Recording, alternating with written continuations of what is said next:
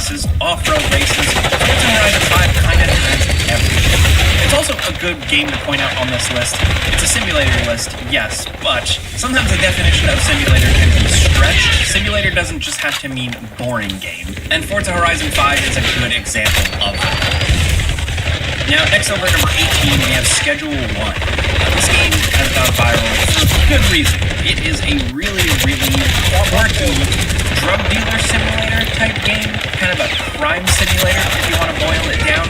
This game just has a lot of charm. It was made by like one dude, and while it is definitely still a work in progress, there's a lot of fun aspects to it. You start out as just a guy like dealing some drugs on the side, you know, the growing, the selling, the distribution, and all that, and you can kind of start to grow out your criminal empire, explore a world, interact with citizens and police. It's really creative and really cool. And this one's got a cartoony art style, so it's not simulating real life, yes, but it is simulating, you know, some of that drug dealing stuff. Not that I know anything about that at all, just saying. But it seems like the game does a good job of, you know, trying to simulate that type of thing, that style of life, that choice of profession. Next at number 17, we have Deliver at All Costs, which on the surface is a delivery driver simulator, but it's chaotic. There is a huge dash of creativity and fun here. I mean, just look at the gameplay on screen. This game is all about delivery, literally at all costs, and what comes with that is an insane amount of destructibility, smashing through walls, fences, chases, whatever you have to do to get something from one location to another. There's a lot of really fun sandboxing elements here, threats, other vehicles, civilians, and the challenge of the cargo you're delivering. All different types of objects with their own physics can really make things difficult. Along with that, you're outfitting your truck to suit certain deliveries, while also dealing with police, and the fact that you can potentially drive off of a cliff and just explode. This is a single-player game and has some good adventure to it. It's not a real, like, UPS or FedEx driver delivery simulator or anything like that, but with its fun, quirky physics and good pickup truck action, it just really looks to be a cool, quirky game. At the time of this video, it hasn't fully released, but it does have a demo, and you should consider checking it out if you're looking for something a little different. Next at number 16, we have a game about digging a hole. Now, if you really want a good old-fashioned, actual hardcore simulation game, look no further. This is a game about digging a hole. I'm serious. It's built around the physics of sticking a shovel into the ground, scooping out dirt, and seeing how far down you can dig and what you can discover. It very quickly gets strange. You go deeper and deeper down, kind of like if you just endlessly dig in like a Minecraft-style game, but you're also planting explosives, you're using lights to light your way. Like, it's a good kind of digging, mining simulator. And it's got a little bit more to it than you expect. Because at first, yes, you look at the gameplay, haha, there's a lawn, and you dig a little hole. But it's got a really good loop of, like, collecting resources, going back up to your place, selling them, there's, like, an economy and stuff. It's just a good simulation game, but with, like, a little bit of a weird, quirky minimalism to it, and some cool secrets to discover. Next at number 15, we have Fallen Frontier.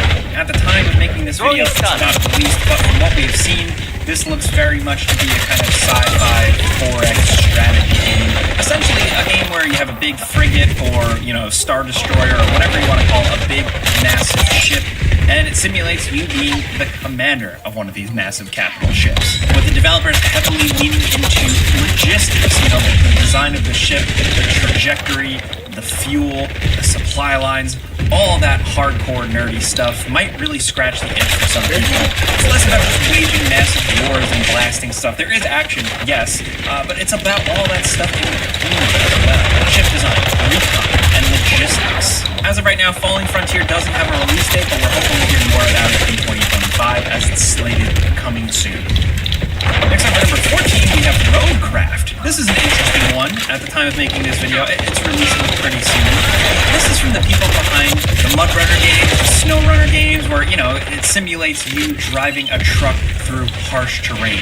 Here, they're kind of flipping the concept on their head, with you essentially going into areas ravaged by natural disaster, and it's up to you to essentially clean the place up, destroy debris, and rebuild roads, bridges, stuff like that. A really, really creative idea that could be incredibly satisfying if they pull it off, because the previous games from this studio have really nailed simulating those big trucks, what it feels like to drive these trucks. Now they're working on all different types of big rigs and construction-style vehicles, heavy machinery, stuff essentially that just has the potential to be a lot of fun to drive. They've done it before, like I said, Snow Runner, Mud Runner, those are incredible games, and I hope they nail it here. Next at number 13, we have Rematch. This is an interesting one because it's a football or soccer, American type simulator. While yes, it looks very fantastical, you know, the environments, the on-screen visuals give off that like Rocket League futuristic flair. At the end of the day, what it is here is you playing as a football player, and the game is trying to simulate with realistic movement and kicking. And I say that because it's the developers of Slow Climb, the people behind Sifu. And Sifu did a really good job of simulating the feel of being a kung fu action badass guy. Blocking, parrying, dodging, all that stuff is kind of locked around brutal realism, tight, realistic animations and physics. And Rematch seems to be taking that concept and applying it to the world of football. And I think that's honestly a brilliant idea. They're doing some playtests and stuff like that. It's going to be an early access thing. We're excited to see what they're cooking with this one. It's releasing, as of right now, June 19th, 2025. Next at number 12 is Storeroom Hardcore Pro. This just recently released, and essentially what the developers are going for here is a parkour simulation type game, giving you a sandbox and the freedom to create your own parkour lines and run and jump and climb around. And this game has a ton of potential. It just recently released in early access, and it definitely needs some work. It is not perfect, but with the animations, the way the jumping and the movement mechanics flow, and the way they've designed these areas to really encourage parkour and free running, this game could really become something incredible. So if you're looking for something that really simulates that parkour style where that's all it's focused on, this might be your jam. Just be sure to look into the early access reviews before jumping into it. Next at number 11, we have Hollywood Animal. Here's something that kind of simulates you being a movie studio tycoon. This allows you to build out your own Hollywood movie studio in this big dynamic Hollywood. You essentially get to choose how you want to build that studio out. A big blockbuster studio that crushes everything in your way. Maybe more of an indie studio making indie films, but there's a lot to it. You know, there's the setting the budgets, the making the movies, the managing the people, but also dealing with corruption and some criminal activities too. Sometimes you gotta get the movie made no matter what. As of right now, this just released in early access, and because it is an early access, some of the feedback is, you know, a bit mixed, but there is something to this idea. This is a really cool type of thing. A lot of people played games like the movies and had that experience of kind of the feeling of making your own movie, while also people who love things like, you know, Zoo Tycoon or Roller Coaster Tycoon like the idea of building out a big empire, a big business. Hollywood Animal, once it finishes its early access period, has the potential to really become the next cool thing like those. Next at number 10, we have The Precinct. This game just looks like a really cool police simulator, or a police work simulator. They've been working on this one for a long time, and we've mentioned it in a couple of top 10s, and it seems to really cover the gamut. You're in this fictional 1980s city, and it's definitely got this 1980s vibe, but essentially you can go from beat cop, doing beat cop things, patrolling the streets, pulling over citizens, you know, fines, tickets, stuff like that, and working your way up to being a detective and doing detective work, investigating leads, getting into shootouts, car chases, the whole 9 yards. It seems like you have a lot of freedom of choice in how you arrest people, how you process them, the types of weapons you use, the types of contacts you keep. They're going for a full sandbox here, so there's potentially a lot of freedom. And that, combined with the kind of 80s mix of noir style, could just be pretty sweet. As of right now, The Precinct is releasing May 13th, 2025. Next at number 9, we have Rise of Industry 2.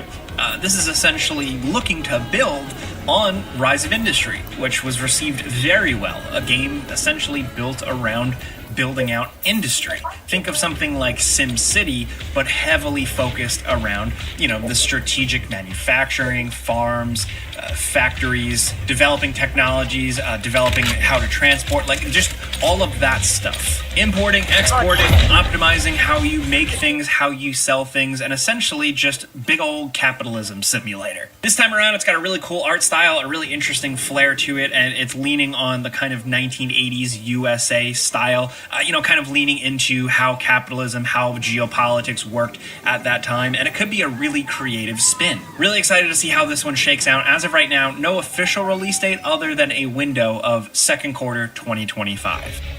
Next at number 8, we have Hunting Simulator 3. This is from Nacon, and it is the next big sandbox hunting simulator. Now, as somebody who has no experience hunting in the real world, but has experience digitally hunting, this has always been a cool idea, a way for people to experience going out in nature, experiencing all that the land has to offer, and tracking your targets, and successfully hunting them, and then all the stuff that comes with it. But with these games, they really emphasize simulating the actual nature of it all, the ecosystem, the behaviors of these animals, and that's what makes them really cool. Hunting Simulator 3 is building on all of they've done in the past, and as of right now, we don't know an exact release date, but it is slated as coming soon, so we hope we'll see it in 2025. Next at number 7, we have Wreckfest 2. This is essentially, if you want to call it that, a destruction derby simulator. It does a really good job of the racing, yeah, but most importantly, simulating physics, crashing your cars into other cars, flipping stuff over, your cars falling apart, pieces realistically flying off. You want to tear all the rival racers' cars apart while surviving on your home. The physics and destruction on display here is so impressive, and as of right now, this did just recently release, and it is in early access. It's got some of the ways to go, but if you're into this type of thing, if you like the original Wreckfest or flat out, Wreckfest 2 should definitely be on your radar. I mean, look. Next at number 6, we have Assetto Corsa Evo. Essentially, this is the polar opposite of what Forza Horizon 5 is doing. Assetto Corsa Evo is centered around highly realistic vehicles and racing. It's going for history, it's going for realism, it's going for real-world tracks and races and physics. The Assetto Corsa games have had a high bar for a very long time. That's what really drew people to these